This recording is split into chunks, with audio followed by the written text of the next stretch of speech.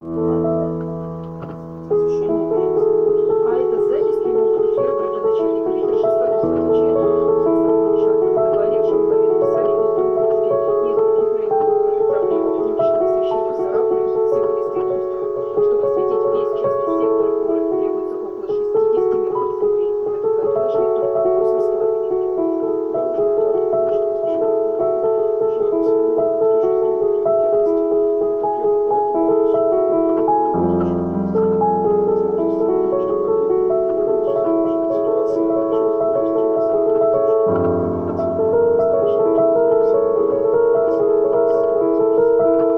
Дорожная карта по освещению на следующий год уже сформирована. Надежда на это. К маю следующего года удастся найти дополнительные деньги. Надежда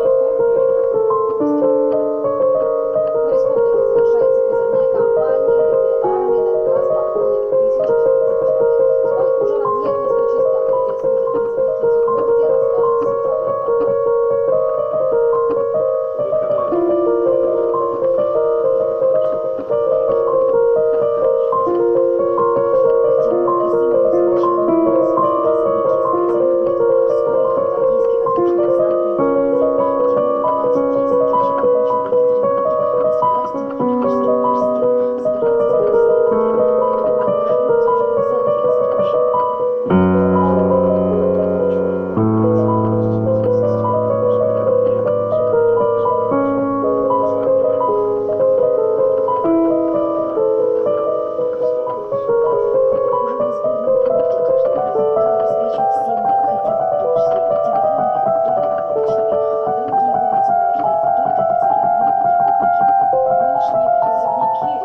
раз пополнили 1400 человек. Сколько уже разъехались по частям, где служат призывники из Удмуртии, расскажет Светлана Иванова. Человек. По каждому проводятся разыскные мероприятия. Уклонение от службы в армии – уголовное преступление. Наказание до 2 лет лишения свободы. Напомнили в комиссариате. У нас по практике всех разобранных компаний на протяжении 5 лет в отношении даже граждан приняты были решения о возбуждении уголовных дел. Ребята были осуждены, но приговорены к различным видам наказаний по штрафу. 30-20 рублей. На этой неделе, 25 декабря, будет дана последняя команда. 40 призывников отправятся служить в Кизнер. Светлана Буланова, Андрей Бусыгин. Новости. Поможет это, нет? Более 16 тысяч семей в республике рискуют остаться Ни о чем в еще. год без электричества. Ни о чем. Столько писем предупреждений в декабре. вот это вот, Должникам да. советуют не затягивать с оплатой. Сейчас есть возможность еще и списать пени, как расскажут наши журналисты. Мы отпечатываем конверты из списка должников. Их очень много, около 5000. В энергосбыте на полную мощь работают принтеры. В компании готовят уведомления на отключение электроэнергии. В ближайшее время они будут заказными письмами тем, кто не платил за коммунальные услуги. Я просто политику не очень понимаю, потому что политика это гадость. Математика говорит, что строго, что политика людям не нужна. Что, да, у тебя одна единственная жизнь, ты не должен это, да, единственную жизнь надо прожить хорошо.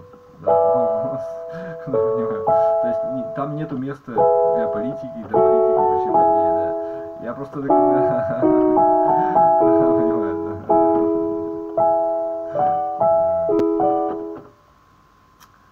да, ну вот это он имел в виду просто, да.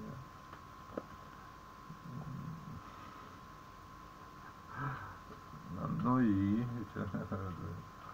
ну, по идее так, но надо фильтра счастливо, как счастливо говорить тогда надо, счастливо все, да. Да. Просто же, ладно, для себя он так и думает.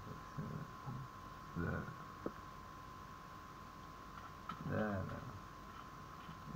Убивать друг друга хочу еще, убивать хотят.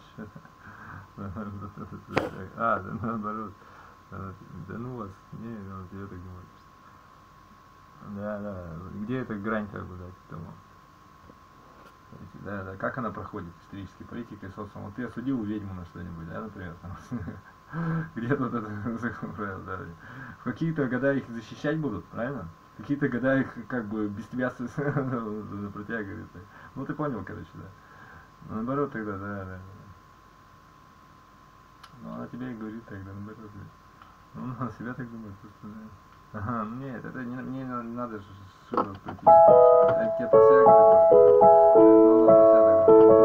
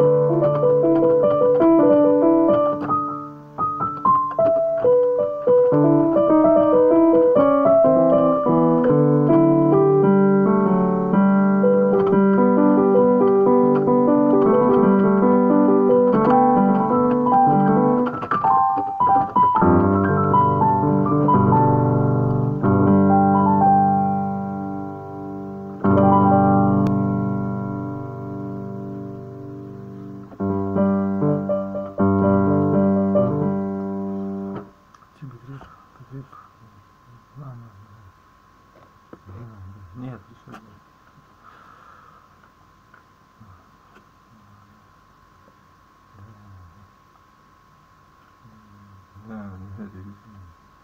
Да.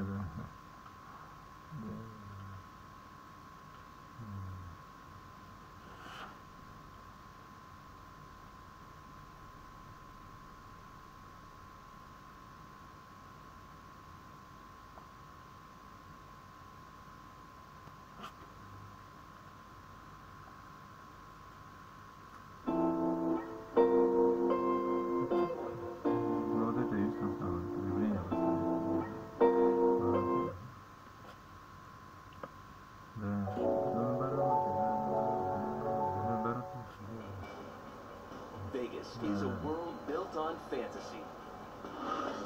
But there's a dark reality just beneath the surface, where good and bad guys battle every day. It's cat and mouse, just what we're doing all the time. Usually, the good guys win, but there are cheaters who are so accomplished at what they do, they get away with millions. These are their exclusive stories told by the guys who took Vegas for a ride and landed themselves into the Cheater Hall of Fame. On gaming tables in Las Vegas casinos, there are colored chips of all denominations. Only a handful of companies make them, and manufacturing processes are kept top secret. So when two devious cheats successfully counterfeited chips, it catapulted them right into the Cheater Hall of Fame. Chips are cash in casinos and would be similar to dollar bills or $20 bills. Henderson, Nevada, just 13 miles from Las Vegas. Agents from the Gaming Control Board bust a counterfeiting ring operating out of a garage. The bust itself was the first of its kind, not just in Las Vegas, but gaming control agents say the first of its kind in the country. They'd never really seen an operation like this before. In a makeshift workshop, agents find chips that are in the process of being converted from low denominations to high denominations. These are all 4 clean $100 inserts. That is what sticks in the middle of a $1 chip with a little paint, and you've got a $100 chip.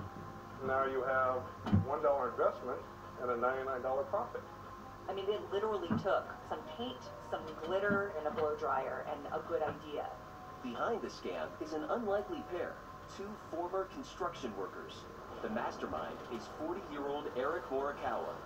In an exclusive interview, Morikawa reveals how he created chips that looked so real they fooled the experts.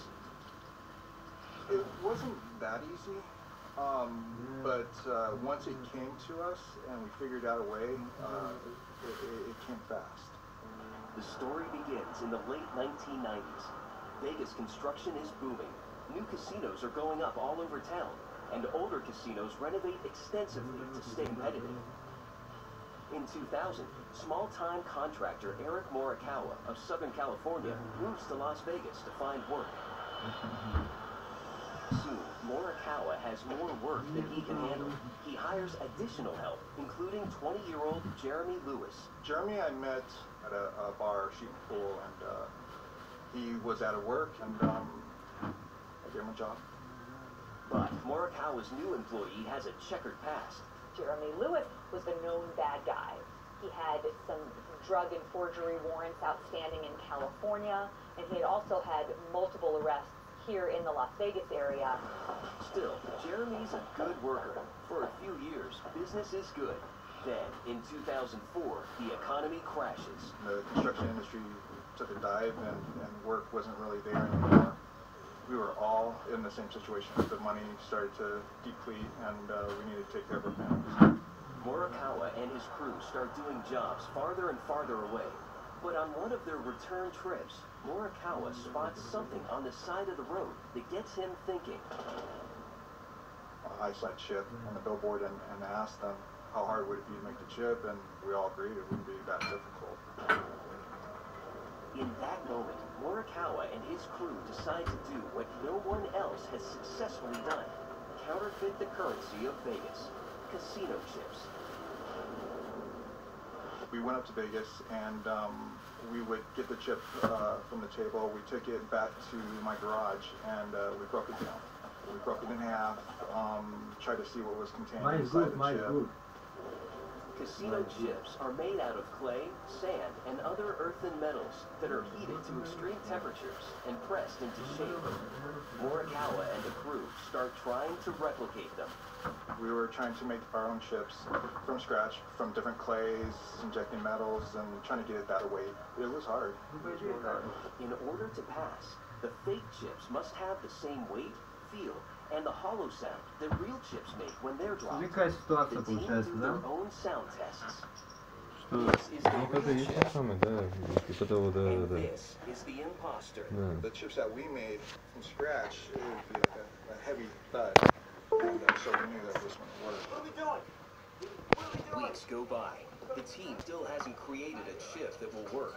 Discouraged, several crew members bail. Now it's just Morikawa and Lewis. Together, they spend hours studying the chips from the Green Valley Ranch Casino.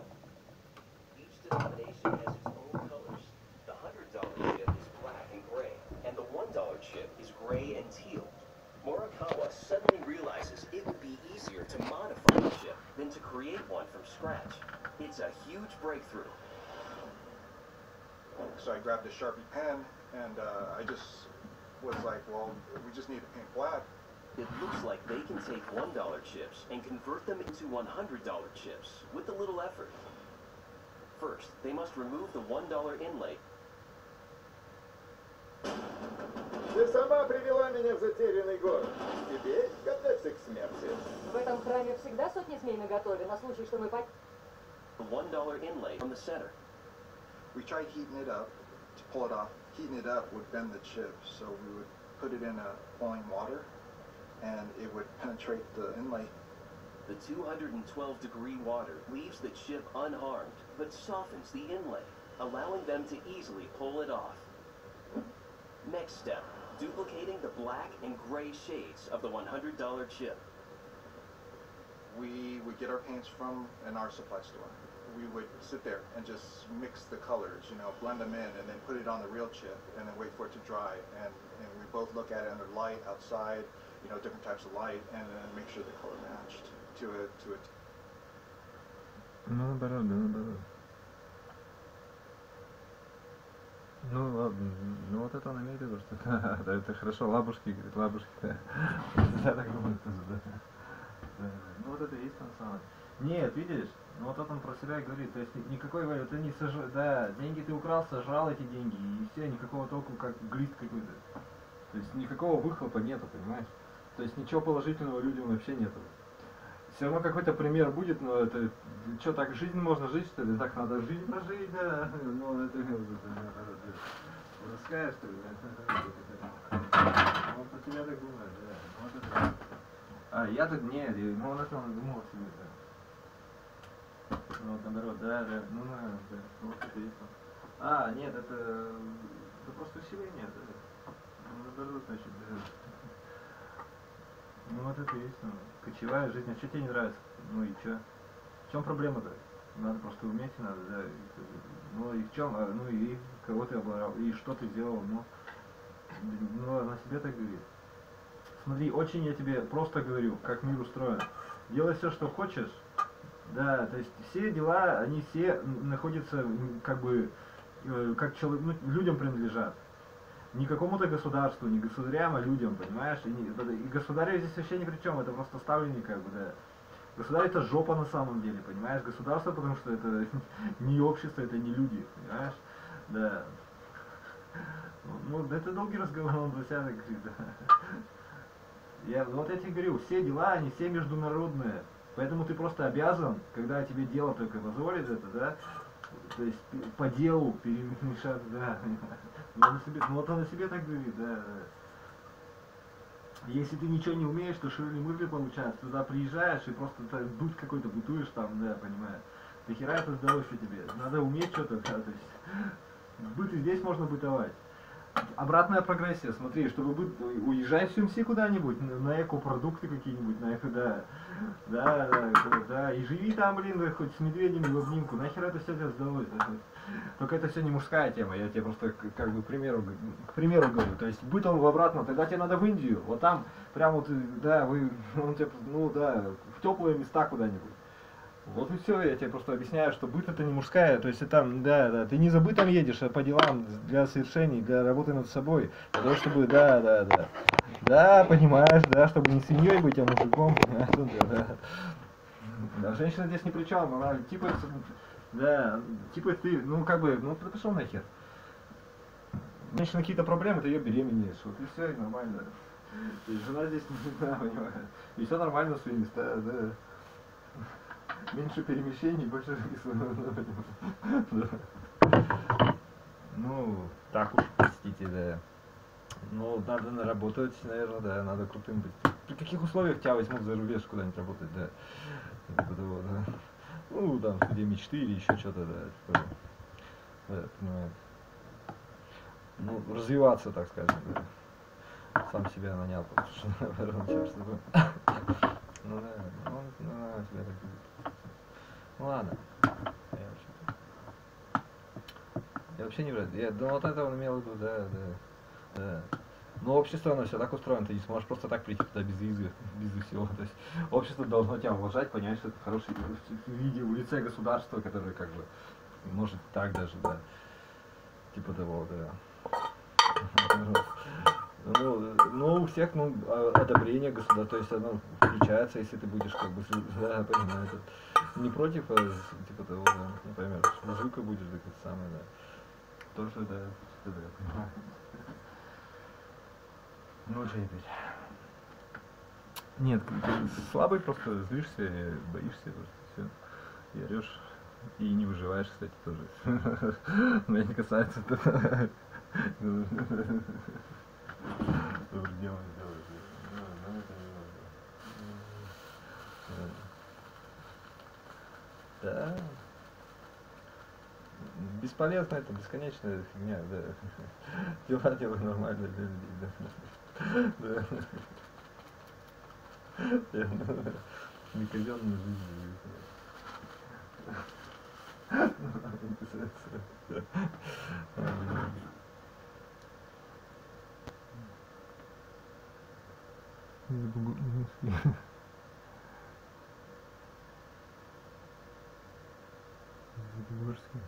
Вот это смешно.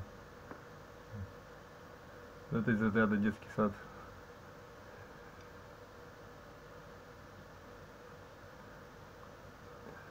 Он тебя просто понял.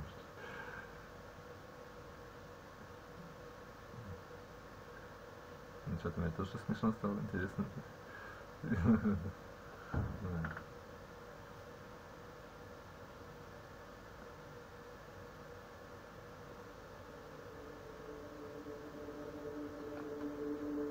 Introducing SpeechAlarm, the most natural sounding text-to-speech software on the market. Hey, I'm Joey, and I'm one of the 30 AI voices from SpeechAlarm. You listened to this video until now, and you probably couldn't tell I'm not a real human voice. That's because I understand exactly what each phrase is saying, and I know how to put inflection in my voice, just like a real human would do. I was coded in that way that my neural-linguistic engine will analyze the phrases, and I'll understand when Hi.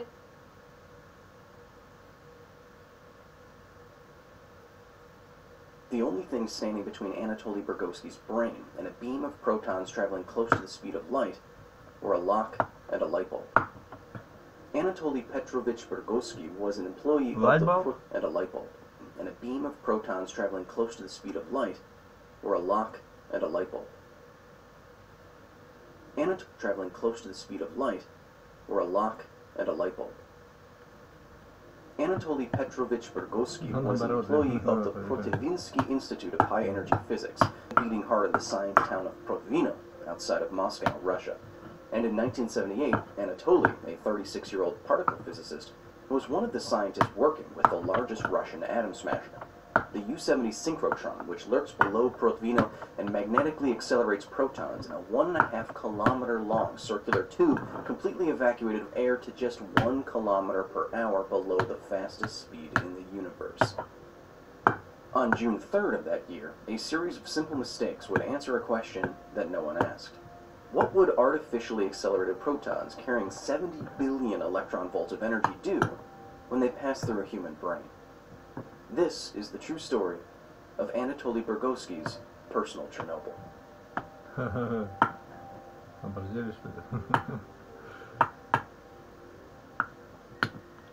On June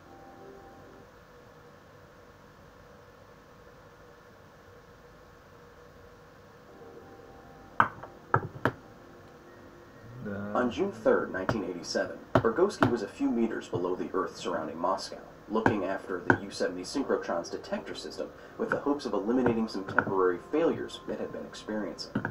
As protocol dictated, he called the control room and told the beam operators that he'd be in the experiment hall in 5 minutes. The beam operators needed to know this because in the experiment hall, the main proton beam is shunted off from the main ring and directed through the open air at various detectors. What should have happened next is that the control room should have removed the beam from the chamber Burgoski was heading towards. The door to that chamber should have been locked, and a sign should have been illuminated telling Burgoski that the beam was still very much active inside. But he didn't see any of this. Instead, what he saw was a flash reportedly brighter than 1,000 suns.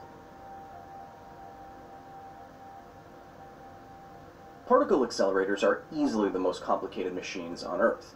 They are colossal constructions, the awe-inspiring endpoint of hundreds of the brightest minds, thousands of superconducting magnets, hundreds of thousands of kilograms of liquid helium, and more wire than you can even wrap your head around. The Large Hadron Collider, for example, pictured here, contains approximately 1 billion miles of superconducting wire.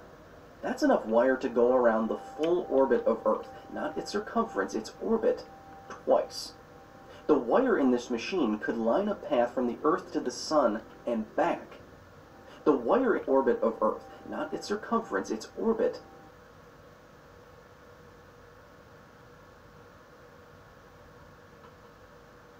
twice. Go around the full orbit of Earth, not its circumference, its orbit, twice. The wire in this machine could line a path from the Earth to the Sun and back 6 times. Scientists use the absurdly impressive engineering of these accelerators to study the fundamentals of the universe, the structure of matter, space, and time, and the interactions between atoms and their constituents at their most basic.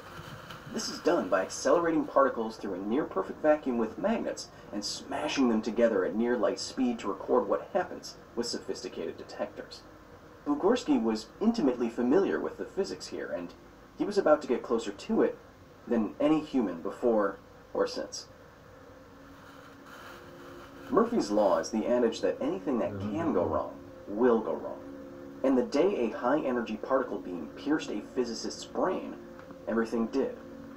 Bugorsky asked the control room to remove the beam in the experiment hall in 5 minutes, but he arrived at the chamber earlier than expected. The automatic lock that should have prevented Bugorsky from entering the room was turned off. The previous experiment was using a low-intensity beam, and apparently someone thought that locking the door was overkill. And the last line of defense, a single light bulb that illuminated a sign indicating the danger beyond, burnt out just before Bugorsky arrived. An experienced operator, Bugorsky did reportedly have doubts about entering the unlocked door to the chamber so easily, but he proceeded anyway. Inside of the chamber, packets of protons were still flying silently and invisibly through the open air, a pulsing beam between where Bugorsky was and where he needed to go. And so when he bent down to check the instruments, as he had done many times before, Bugorsky was instantly blinded when his head intercepted a particle beam, humming with many trillions of protons moving at nearly 300 million meters per second. The subatomic particles, each carrying 70 billion electron volts of energy, effortlessly passed through Bugorsky's brain, skin, and skull. According to a later report, he felt no pain. Incredibly, the physicist wasn't instantly killed, as you may expect, but after he saw 1,000 suns, Bugorsky knew he was